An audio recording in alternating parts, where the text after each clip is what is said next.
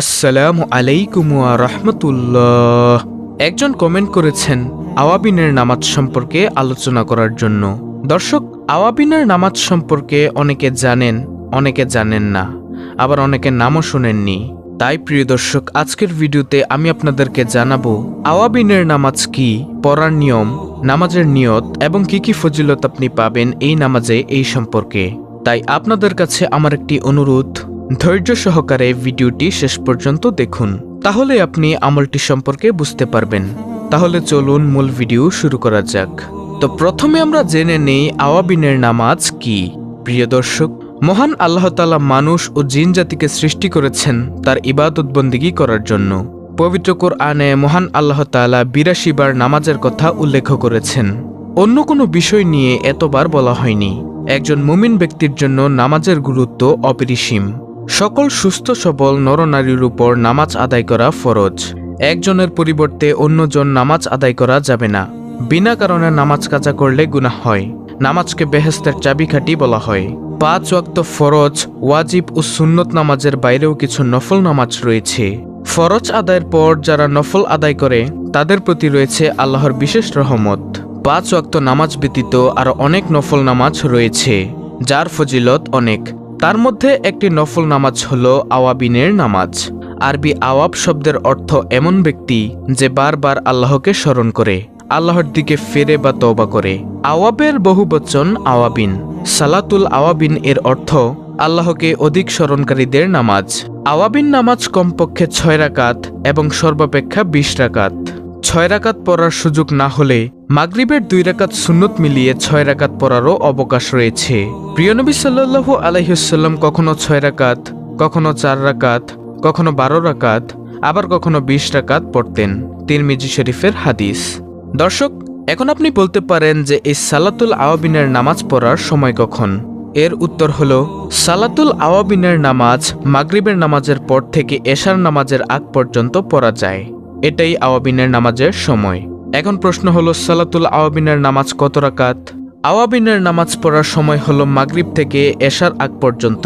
ওইটুকু সময়ে যত রাকাত সম্ভব সালাতুল আওয়াবিনের নামাজ আদায় করা যায়। তবে ২০ রাকাতের উপর পড়া যাবে না।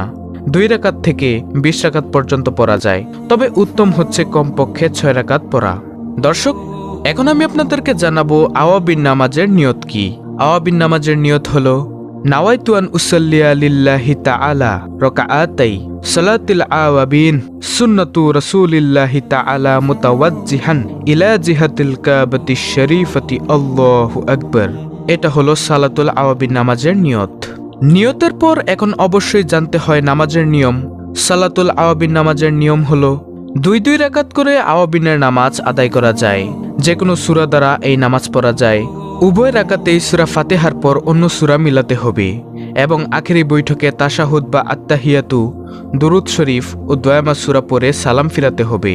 আওয়াবিনের নামাজ অন্যান্য নফল নামাজে দীর্ঘ কেরাত, দীর্ঘ রুকু ও সিজদা করা উত্তম। অর্থাৎ অন্যান্য নফল নামাজের মতোই আপনি আওয়াবিনের সালাত আদায় করতে পারবেন। তবে নিয়ম হলো মাগরিবের নামাজের পর থেকে এশার নামাজের আগ পর্যন্ত। সর্বনিম্ন ২ রাকাত, সর্বোচ্চ ২০ রাকাত। দর্শক, এখন আমি আপনাদেরকে জানাবো আওয়াবিনের নামাজের ফজিলত সম্পর্কে। হযরত আবু হুরায়রা রাদিয়াল্লাহু তাআলা আনহু থেকে বর্ণিত, নবী করিম সাল্লাল্লাহু আলাইহি ওয়াসাল্লাম বলেছেন, যে ব্যক্তি মাগরিবের নামাজের পর ৬ রাকাত নফল নামাজ পড়বে, এসবের মাঝখানে কথাবার্তা বলবে না, আল্লাহ তাআলা তার ১২ বছরের নফল ইবাদত করার সওয়াব দান করবেন। হযরত আম্মার ইবনে ইয়াজিদের ছেলে মুহাম্মদ ইবনে আম্মার রাদিয়াল্লাহু তাআলা আনহু থেকে বর্ণিত, তিনি বলেন, আমি আমার পিতা আম্মার ইবনে ইয়াসির রাদিয়াল্লাহু তাআলা আনহুকে দেখেছি, তিনি মাগরিবের পর ২ রাকাত পড়তেন এবং বলতেন, আমি আমার প্রিয় মুহাম্মদ সাল্লাল্লাহু আলাইহি ওয়াসাল্লামকে দেখেছি, তিনি মাগরিবের পর ৬ রাকাত নামাজ পড়তেন এবং তিনি বলতেন, যে বান্দা মাগরিবের পর ৬ রাকাত নামাজ পড়বে তার গুনাহ ক্ষমা করে দেওয়া হবে, যদিও তা সমুদ্রের ফেনা পরিমাণও হয়। হযরত আয়েশা রাদিয়াল্লাহু তাআলা আনহু থেকে বর্ণিত, নবী করিম সাল্লাল্লাহু আলাইহি ওয়াসাল্লাম বলেছেন, যে ব্যক্তি মাগরিবের পর ২০ রাকাত নফল নামাজ পড়বে, আল্লাহ তাআলা তার জন্য বেহেশতে একটি ঘর প্রতিষ্ঠিত করবেন, অর্থাৎ সে বেহেশতে যাবে। আওয়াবিনের নামাজের গুরুত্ব বোঝানোর জন্য আরও বর্ণিত হয়েছে, হযরত আবু হুরায়রা রাদিয়াল্লাহু তাআলা আনহু বর্ণনা করেন, নবী করিম সাল্লাল্লাহু আলাইহি ওয়াসাল্লাম বলেছেন, যে ব্যক্তি মাগরিবের পর 6 রাকাত নফল আদায় করে মাঝখানে কোনো দুনিয়াবি কথা না বলে তার জন্য সেটা 12 বছরের ইবাদতের সমান গণ্য হবে। তিরমিজি শরীফের হাদিস। নফল নামাজ আল্লাহর নৈকট্য অর্জনের মাধ্যম। ফরজ ওয়াজিব আদায়ের ক্ষেত্রে দায় মুক্তির বিষয় জড়িত থাকলেও নফল কেবল আল্লাহর প্রতি অগাধ বিশ্বাস ভালোবাসা থেকে আদায় করা হয়। তাই ইসলামে নফল ইবাদতের গুরুত্ব অপরিসীম। হাদিসে কুদসিতে আল্লাহ তাআলা বলেন, আমার বান্দা নফলের মাধ্যমে আমার নিকটবর্তী হতে থাকে, এক পর্যায়ে সে আমার প্রিয়জন ও ভালোবাসার পাত্র হয়ে যায়। সহিহ বুখারী শরীফের হাদিস। তাই ফজিলতপূর্ণ নফল ইবাদতের মধ্যে আওয়াবিনের নামাজ অন্যতম। হাদিসে আওয়াবিন নামাজের অনেক ফজিলত, মাহাত্ম্য ও বরকতের কথা বর্ণিত হয়েছে।